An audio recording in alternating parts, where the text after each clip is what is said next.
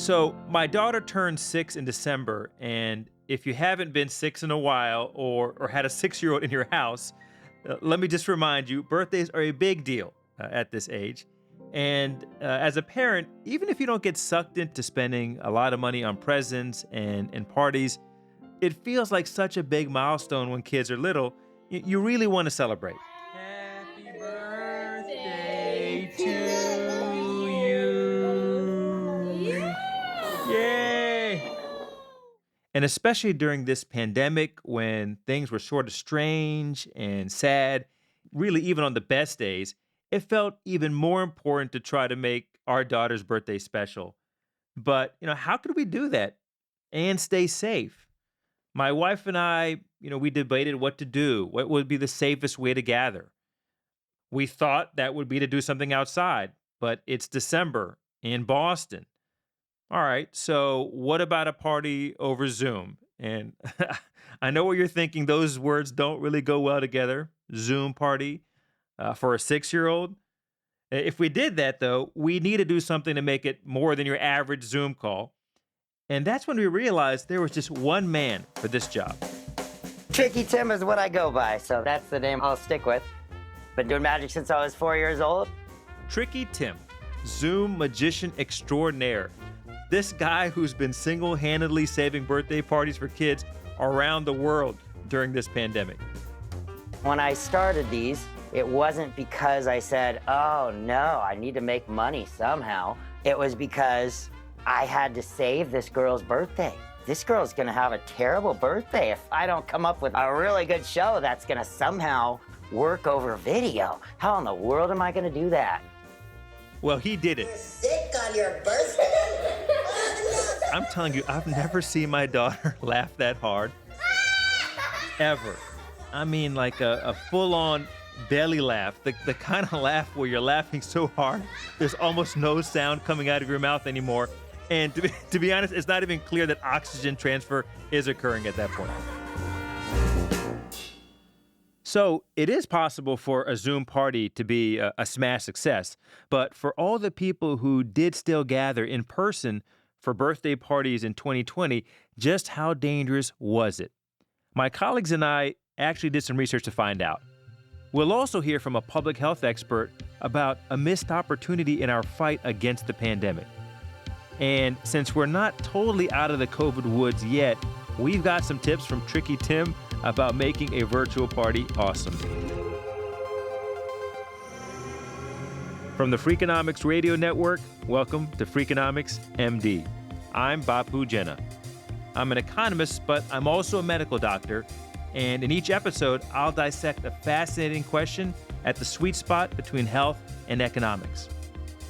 This week, how likely were you to get COVID-19 after a family birthday party? New Yorkers here are waking up to new rules. You'll find few people walking down Salt Lake City streets. I have ordered the closure of Chicago's lakefront. While all that was going on, we know that people were still gathering in their homes.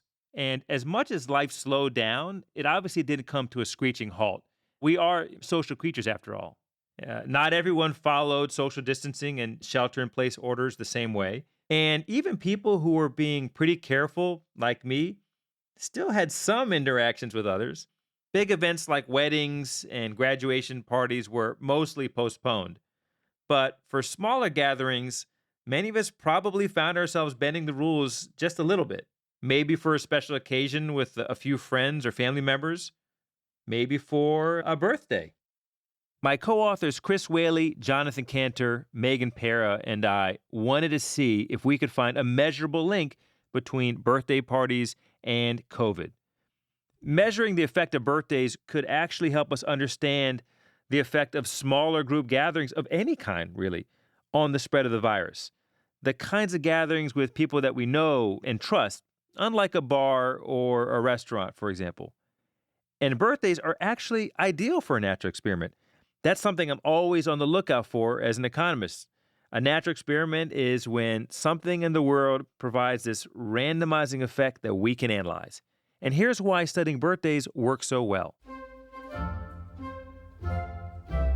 First, literally everyone has a birthday. However we did or didn't celebrate them, we've all had at least one birthday since the start of the pandemic more than a year ago. As far as variables go, that's about as universal as it gets.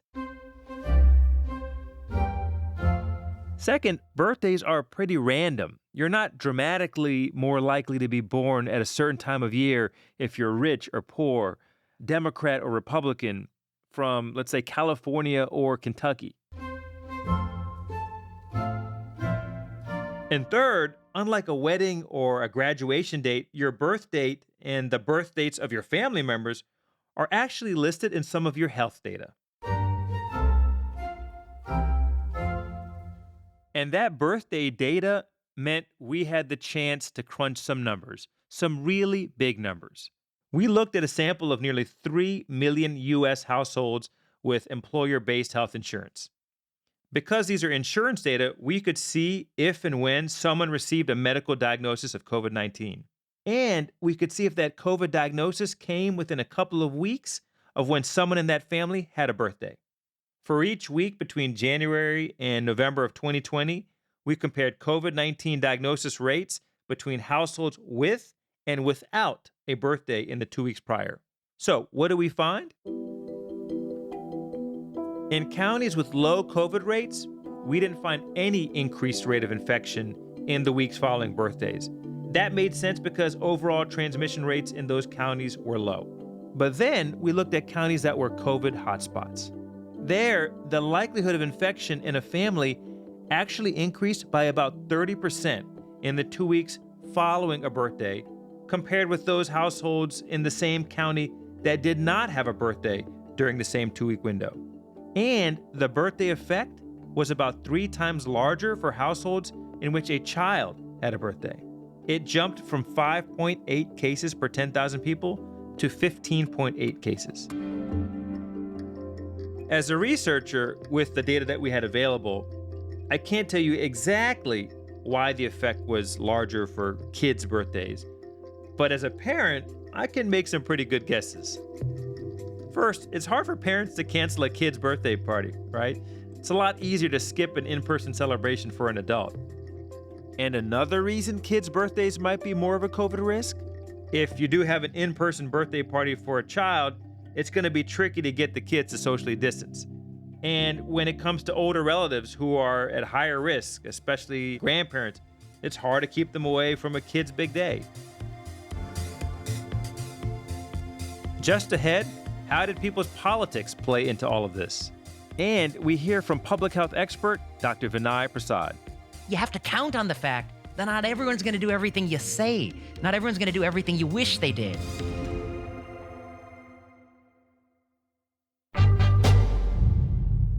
Now, it's important to note that we didn't have information on actual birthday celebrations. Remember, there's no national database of who had a party and who didn't. We only knew when a family member in a household had a birthday. But because birthdays are random, the only thing that should really explain why households with a birthday had higher rates of COVID-19 in the weeks following that birthday is that some fraction of those households celebrated with other people. And how do we make sure that this kind of interesting finding wasn't just random statistical chance and that the birthdays were actually the cause? We tested our findings by taking the same set of people and assigning each of them a randomly generated date of birth. Basically, we picked a date out of a hat for each person and compared that fake birthday to the dates of any COVID diagnosis in their family. And when we repeated our analysis, we no longer found a birthday effect. There was no increased transmission of COVID in the weeks following the fake birthdays, which made us confident that the birthday effect was real. Economists call this a falsification test. It's an important way to kick the tires when you're crunching data. We took a closer look at the data in a few other ways too. This one might surprise you. Political leanings of the county didn't make a difference. We did not find that the link between birthdays and COVID-19 changed if the majority of the people in the county voted for Donald Trump or Hillary Clinton in 2016. It also didn't seem to matter if there was a shelter-in-place policy in effect, which makes sense since these policies were kind of toothless to police smaller, private social gatherings. And for good measure, we even looked at the weather. We thought that rainy days might drive people indoors more, but turns out there was no relationship between rainfall during the week of a birthday and a COVID-19 diagnosis afterwards. So, what can we take away from these findings? I asked Dr. Vinay Prasad to weigh in. I'm an associate professor here in epidemiology and biostatistics at the University of California, San Francisco. And I'm interested in oncology, medicine, health policy, and pretty much everything in between. Researching other health research is actually one of his areas of expertise. And yes, I recognize that is super meta.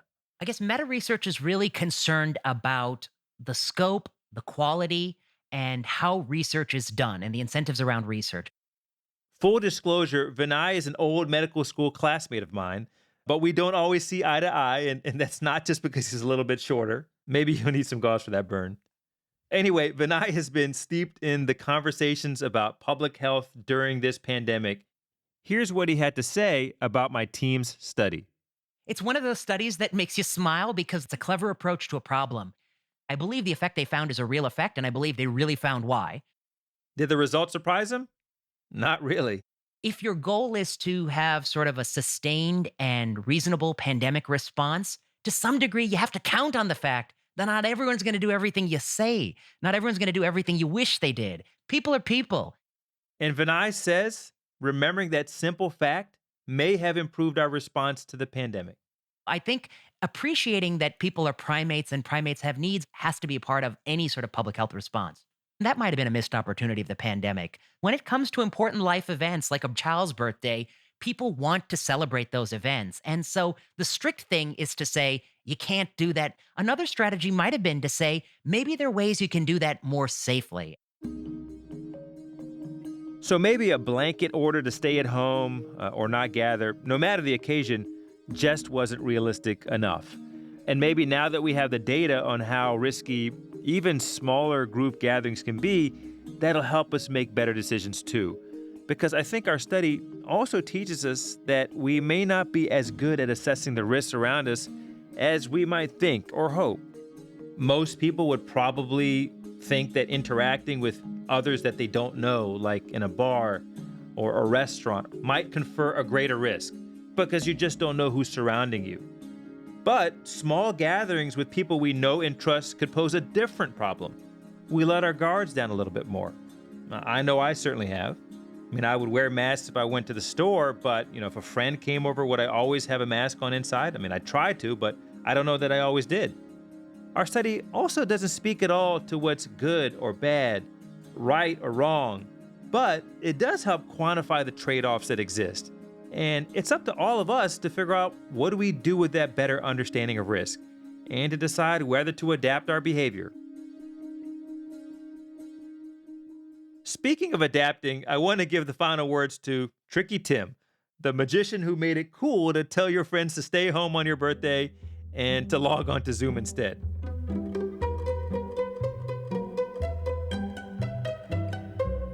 Back in early 2020, when COVID first started spreading, his in-person gigs were all getting canceled. Then he got a message from a former client. Isabel's birthday's coming up. Do you think you could do a Zoom magic show? From the very start, the motivation was to save Isabel's birthday. Since that first party for Isabel, he's performed hundreds of virtual shows for people all over the world during the pandemic.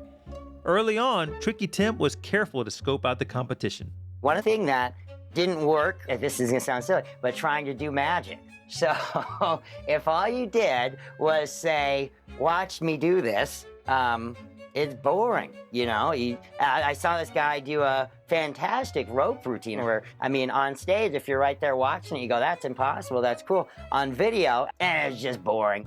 So Tim packed his show with visual jokes and made it as interactive as possible for the kids watching. Word spread that he was the guy to go to if you wanted to do a Zoom magic show, and suddenly his schedule was intense. busiest week was 37 shows in 1 week. The most shows I did in a day was 8 shows in a day. So I think I started the first one at 5 in the morning. I do 5 a.m. shows for Ireland, and then 11 o'clock at night would be like the Philippines or Australia. But the most grueling part of his work might feel familiar to a lot of us. The hardest part was not the shows. I have the energy to do the shows. That's no problem. Hardest part is keeping up with the emails. I couldn't. It was too much. I hear you about too many emails, Tricky Tim. I hear you. Thankfully, things are calming down a little bit now. Fewer people are booking virtual shows as people get vaccinated and venture back to in-person parties. And while Tricky Tim has been able to get back on stage, he also thinks there may still be some appeal for a virtual birthday party even after the pandemic. How else could Tyler's 7th birthday have every single person he knows on the planet be at his party? The only way you can do that is a virtual show, you know? That's it for this week's episode of Freakonomics MD. Thanks for listening, and I hope you'll subscribe or follow the show. I'll be digging into a different study each week to uncover the hidden side of healthcare. Sometimes there'll be studies that my colleagues and I have done, like today. Other times we'll focus on the discoveries of other researchers, and we'll hear from them too. Everything from the unexpected things we're learning from the pandemic to what grocery store prices and heart surgery have in common. Coming up next week, how much does having good information affect your health? And what if the patient is a doctor too? If you have any thoughts on the show, ideas, anything at all, I'd love to hear from you. You can email me at bapu@freakonomics.com. That's BAPU @freakonomics.com. Freakonomics MD is part of the Freakonomics Radio Network, which also includes Freakonomics Radio, No Stupid Questions, and People I Mostly Admire. This show is produced by Stitcher and Renbud Radio. You can find us on Twitter and Instagram at Dr. Bapu Pod. This episode was produced by Trisha Bobita and mixed by Adam Yaffe. Original music in this episode was composed by Andrew Edwards.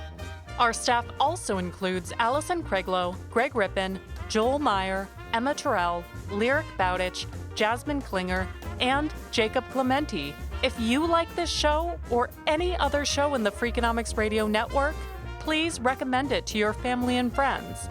That's the best way to support the podcasts you love. As always, thanks for listening.